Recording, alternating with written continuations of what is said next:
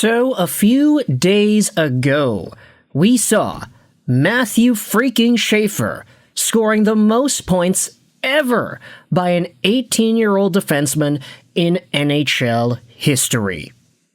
At that time, he had achieved his 58th point in his 78th game of the season. Well, spoiler alert, Matthew Schaefer does not actually turn 19 until September. So he's got the rest of the season pretty much to up the ante on that point record. He's been doing so well, so phenomenally well, that now we have ourselves some metrics that I think very well might shock you. Take a look at this tweet posted by Nikia Koban on Twitter. He's the guy for Watch the Stats, and he is a UC Berkeley data scientist. He posted about how Matthew Schaefer is pretty good. Generational, even. Now, let's just pause right there. We did make a video a few weeks ago talking about how Matthew Schaefer was generational, so I will go out there and take the credit personally. Thank you very much. I say that tongue-in-cheek, half-heartedly, but either way, Nick is agreeing with the generational label. This is Schaefer's profile from the Watch the Stats page. He currently has a 100% guaranteed first pair ranking. At 6'2", 78 games, 58 points, his Draft Plus 1 season has that 100% guaranteed first pairing potential, and his NHL equivalency score is at 61 points, which fits perfectly since he's at 58 points in 78 games at the time of this stats publication. He had 3.7 and 13.9 NHL equivalency scores back in his Draft -1 and his Draft eligible campaign, which does check out when you look at some of the previous years. Schaefer, when he had his 16-year-old year, he scored 17 points in 56 games. That's really not significant. And then his Draft eligible season, it was good, but he didn't play a lot. 17 games and 2 World Junior games. So at that time, Matthew Schaefer, with all the injuries he had gone through, it really held back his level of projection, but it didn't hold him back from going number 1. There were still a lot of folks that said, hey, in that very small 19-game sample between Team Canada and the Erie Otters, Schaefer showed off first overall caliber skill and talent, and that's exactly what we had seen. Now he has gone out there, setting the record for the most points by an 18-year-old defenseman in NHL history, and he's got 4 games left. There is a chance that he goes out there and extends that lead even more. But what I also wanted to talk about was the comparison between Matthew Schaefer and some of the other young guys in the hockey world. You see, Nick also posted this graph right here. And I thought this was a super interesting dive into the talent projections of NHL players and NHL prospects going back the past 15 years or so.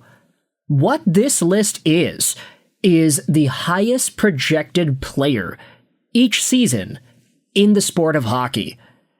Favors younger players due to higher weights for better comparisons than older players. Players eligible are in their draft year +5 or younger, skaters only. So essentially what this is, it's a list of the best long-term player, year by year, based off of a few factors: their production in the season that they played, their age, and the league that they played in. So you can see, for example, in 2022, the best young player who was under the age of 23, essentially, because it's Draft +5 or younger, the best under 23 player in 2022 was Quinn Hughes, based off the production he had and the level of competition. In 2023, that player was Connor Bedard, because the magnitude as to how well he was scoring in the WHL superseded the magnitude of how good some of these NHL guys were doing.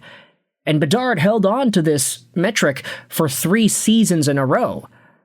Going back in the day, you can see Austin Matthews was labeled throughout this list multiple times. His NTDP stint in 2015, where he was not even draft eligible yet, was so good that it placed him above rookie Connor McDavid, for example, who was going through some injuries in his rookie NHL season, so I understand why that worked. Jack Eichel in the NTDP was better in 2014 than some of these other young guys who had made the NHL. So the list is really interesting. Crosby, Stamkos, Nugent Hopkins, Stamkos, Eichel Matthews, McDavid Matthews, Makar, Hughes, Bedard. And then you have Matthew Schaefer in 2026.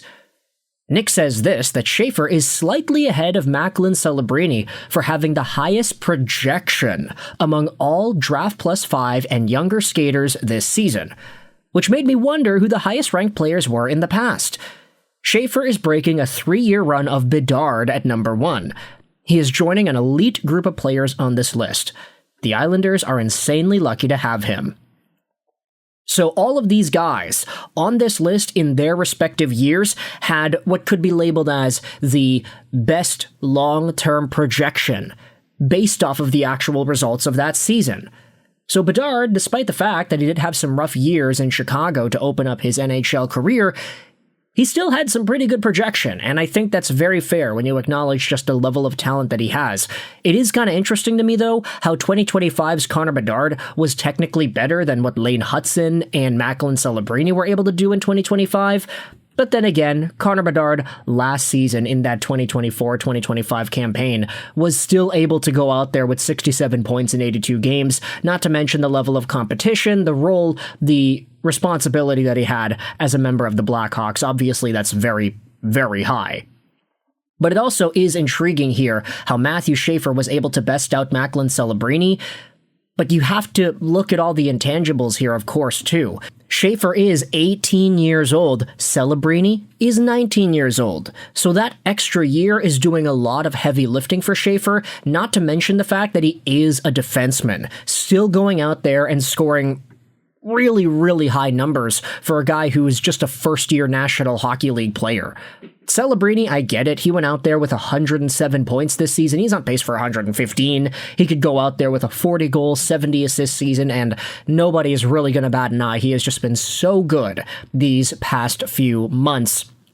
But Schaefer, with the competition, with the position, with the minutes, with the role, he does have a slightly better projection than Celebrini does at this time. And it puts him on a list which has only seen 2 other defensemen on it, Cale Makar and Quinn Hughes. Let's go out there and read some of the replies because there are going to be some people debating whether or not that actually makes sense. Should have picked Loranger over him instead? Grok, explain this. This is a hockey analytics post from Nick. It shows that Schaefer is the number 1 projected skater amongst all Draft Plus 5 or younger players for the 2026 season, bumping Connor Bedard, who had held number 1 for 3 years. The table lists the projected young player each year back-to-back since 2009. Schaefer's player card projects him as a lock for a first-pair defenseman with elite NHL production. Islanders fans are hyped, and he looks generational. So this entire video could have been summed up with that little tweet right there, but it doesn't make for the 8-minute minimum for advertisements in the middle of the video. Either way, if you're a New York Islanders fan, let me know your thoughts in the comment section below. How do you feel about Schaefer officially dethroning Connor Bedard as the best projection player long-term this season? And if you're a Celebrini San Jose Sharks fan, how do you feel about Celebrini not getting that title? There is a chance that if Celebrini has like 140 points next year and Schaefer just kind of goes through a bit of a sophomore slump, maybe Celebrini can overtake that number 1 position. Who really knows? Connor Bedard also is going to be in the mix, as always. But with that said, I mean, Nick and his projections from Watch the Stats, it's super interesting to pay attention to, and I do think that it's worthy of making a video about. So with that said, you can let me know your thoughts in the comment section below. How do you feel about Schaefer as the number 1 guy? How do you feel the fact that he is the 3rd defenseman to show up on this list behind Hughes and Makar? Thoughts in the comment section below. I hope you enjoyed this video. 99 and bye.